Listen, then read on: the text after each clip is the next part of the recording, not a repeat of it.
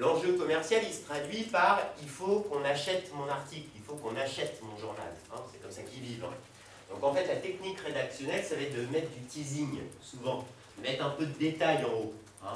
Je ne sais pas, par exemple, pour parler de la problématique des pesticides dans l'agriculture, hein, par exemple, aujourd'hui, on va mettre un titre qui va nous indiquer qu'on parle de ça, et derrière, le premier paragraphe de l'article, ça sera peut-être René, qui a changé de pratique, etc., et qui parle de son expérience propre, et on trouvera, mais nous, René, on s'en fout, nous, ce qu'on veut, c'est les principes qui ont été mis en place pour réduire les pesticides, et ça commencera peut-être au deuxième paragraphe.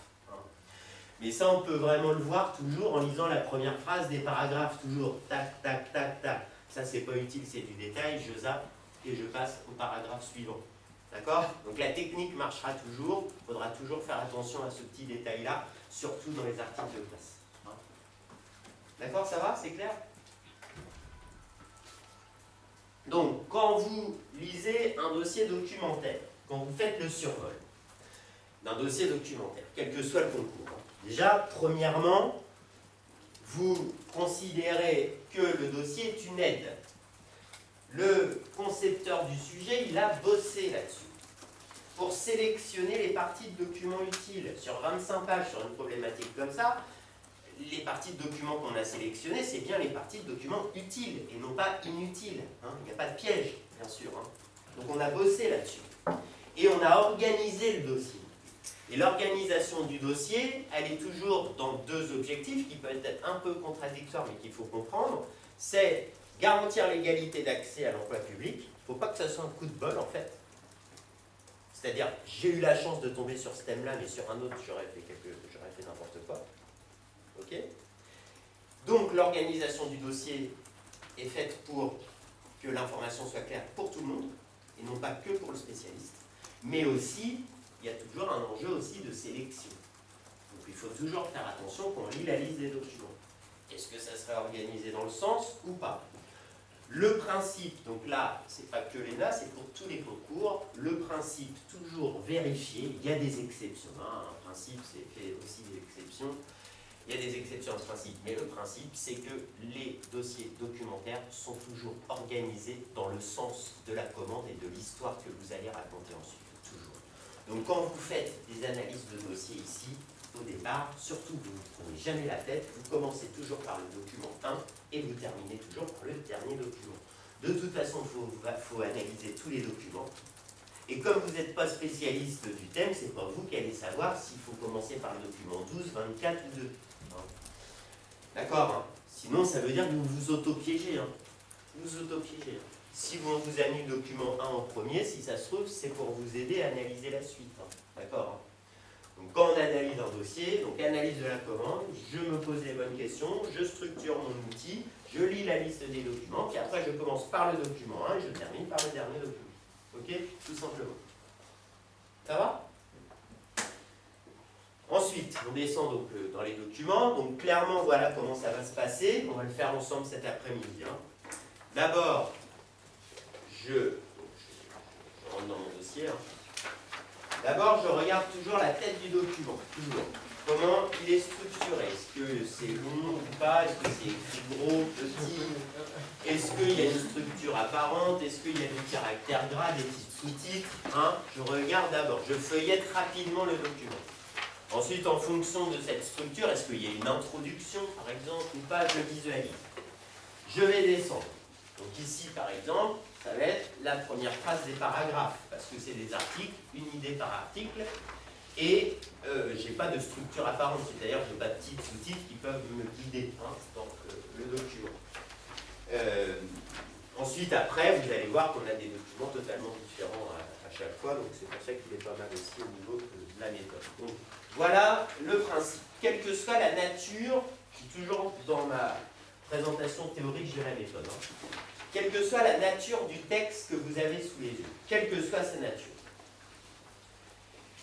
Vous allez, voilà ce que vous allez lire et ce que vous ne devriez pas dépasser, en tout cas pour votre premier exercice. Après, quand vous serez à l'aise avec l'analyse de documents, que vous irez de plus en plus vite, peut-être que vous pourrez aller un peu loin. Mais au début, cadrez-vous.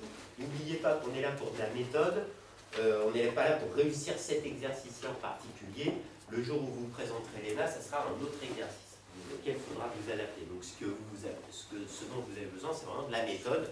Et la méthode, ça ne va pas s'acquérir comme ça va s'acquérir. Moi, je pense qu'il faut s'entraîner sur 3 exercices pour se connaître à peu près dans ce type d'épreuve. Hein. Il y en a ces 4-5, il y en a ces 2, une moyenne. 3 exercices pour vous connaître. Et pour savoir, pour connaître vos points de vigilance ce jour-là. Donc, j'ai une lecture super active. En fait, l'enjeu, c'est vraiment de dominer l'information, de dominer le document, de dominer le dossier, et de ne pas se faire dominer par les documents. Vraiment, ça demande vachement de concentration.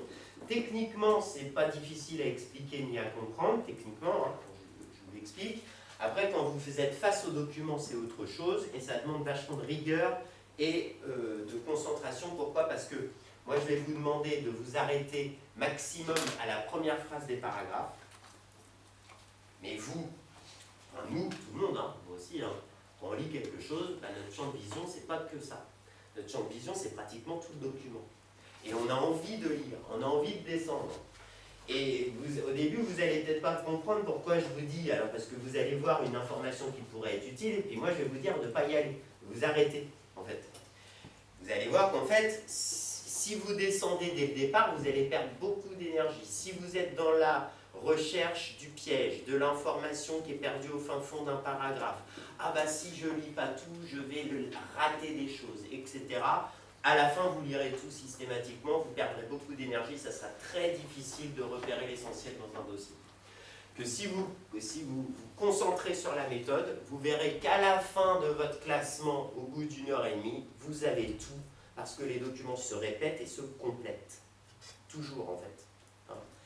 Donc, vraiment, faites attention à ça, parce que c'est une difficulté dans ce type d'exercice. Hein.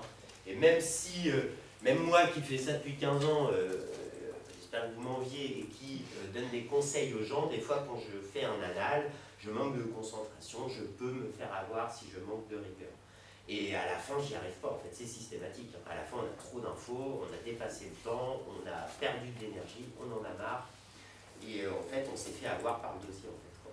Hein, tout simplement. Parce qu'on cherche la petite bête, on cherche le monde parfait, on cherche...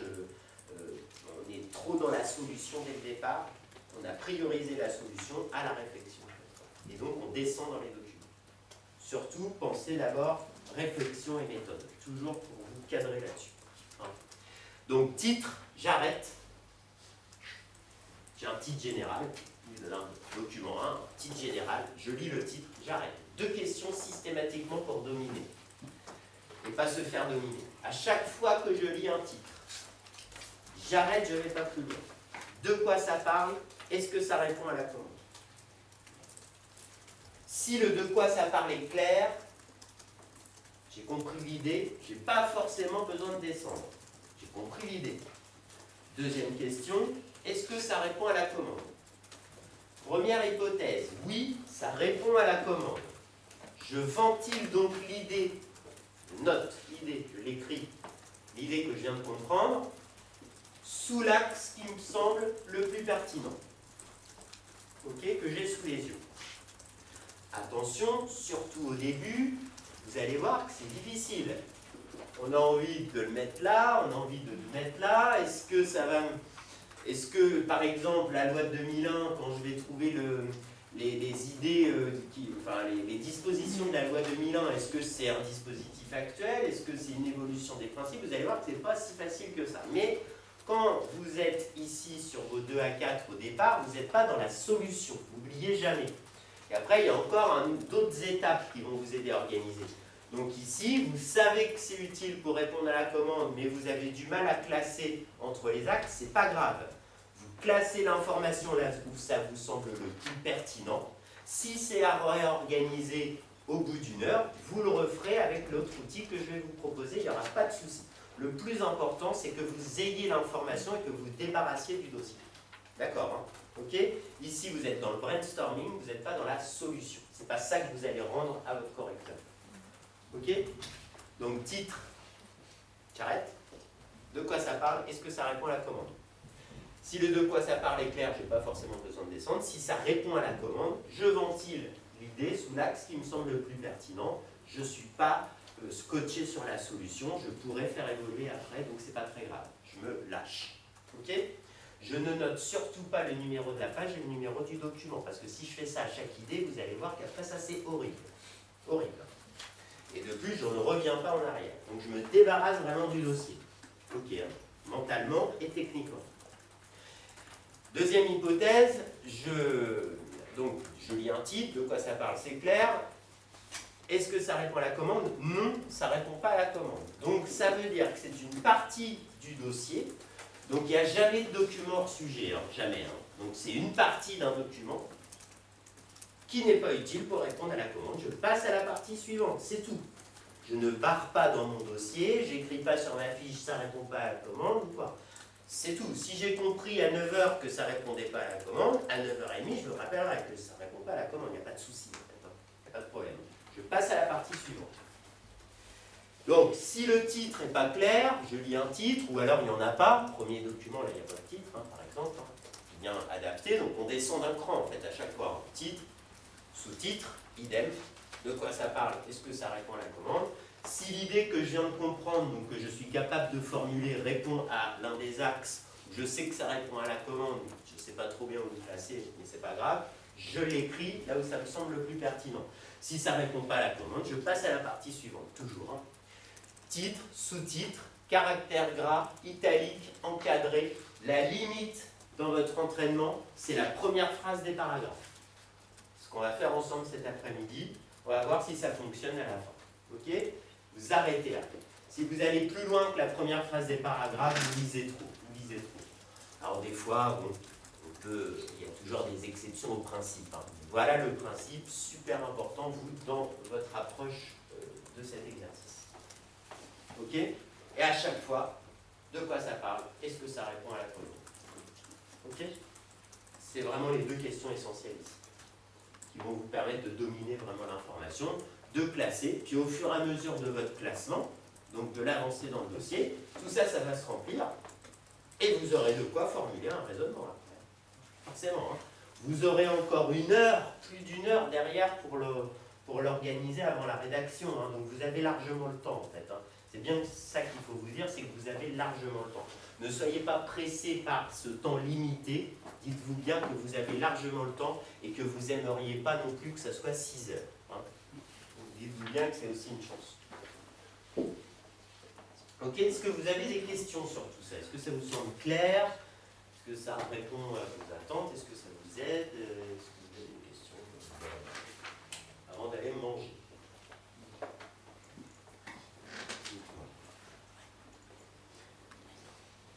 Ça va? Ouais. Donc cet après-midi, on met en œuvre la technique d'analyse du dossier comme je viens de vous la présenter. D'accord? Ça va nous permettre de classer, de vous montrer comment on classe. Sur cette base-là, je vous présente mon outil d'organisation de prédilection, qui est, il n'y a pas de suspense pour moi, c'est la carte mentale. Je ne sais pas si vous connaissez. Vous connaissez la carte mentale heuristique? Qui est pour moi le meilleur des outils pédagogiques, c'est-à-dire qui nous fait progresser et technique. L'analyse, la synthèse, la mémorisation, c'est ce qu'il y a de dur, clairement. Attention, c'est pas une formule magique, il faut quand même comprendre les choses et faire des efforts. La magie n'existe pas, hein. C'est partie de la méthode aussi. Et donc c'est ce que je vous présenterai avant de vous donner les exemples de rédaction qu'on analysera en fin de journée. Donc du coup, 13h30 ici, je vous souhaite un très bon appétit.